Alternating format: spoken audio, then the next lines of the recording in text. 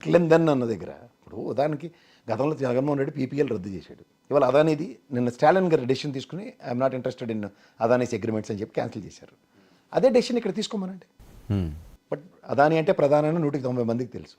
INDIA కూటమిలో ఉన్న వాళ్ళు తీసుకునే నిర్ణయాలు వర్సెస్ ఎన్డీఏ కూటమిలో ఉన్న వాళ్ళు తీసుకునే నిర్ణయాలు ఒకసారి గమనించండి మీరు.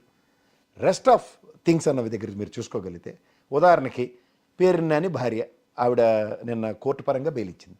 కోర్టు క్రెడెన్షియల్స్ అది నిజంగా ఇర్రెగ్యులారిటీ అన్నప్పుడు బెయిల్ ఏ నేపథ్యంలో ఇస్తుందండి? అంటే ప్రభుత్వం ప్రాసిక్యూషన్ తరఫున ఉన్న డిఫెన్స్ లాయర్ ఎవరైనా సరే సరే ఇది అన్యాక్రాంతమైనది అన్నది ఎస్టాబ్లిష్ చేయలేకపోతే అది కోర్టు ఖచ్చితంగా పరిధిలో బెయిల్ ఎలా ఇస్తుంది? రెండోది, ₹1,70,00,000 ఆయన డైరెక్ట్గా కట్టాడు. మిగిలినవి మళ్ళీ అగైన్ ఎక్స్ట్రా స్టాక్ ఉందని చెప్తున్నారు. దీనికి మీద పెనాల్టీ క్లాజ్ ఇంపోజ్ చేస్తున్నారా, లేదా సీజింగ్ యాక్టివిటీలో మళ్ళీ డబ్బులు కట్టమని చెప్తున్నారు? మీకు ఎప్పుడైతే డబ్బులు కట్టమంటున్నారు అంటే మీరు మన ఇద్దరు బేకమే చదివారు నాకు తెలుసు.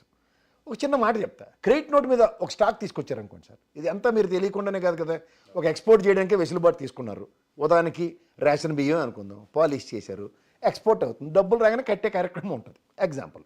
కానీ వాళ్ళు పవన్ కళ్యాణ్ గారు, నాదెండ్ల మనోహర్ గారు సివిల్ సప్లైస్ టీమ్ దాన్ని సీజ్ చేశారు, షిప్లోంచి దించారు.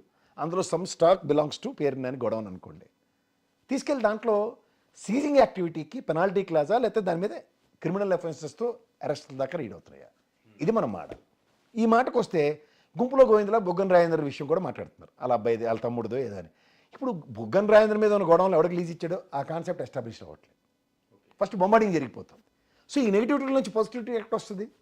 అనవసరమైన చెత్త మీద ఎక్కువ ఫోకస్ చేస్తూ లాస్ట్కి ఏం చేస్తారు, కొండన్నవి ఎలకని పట్టుకుంటున్నారు.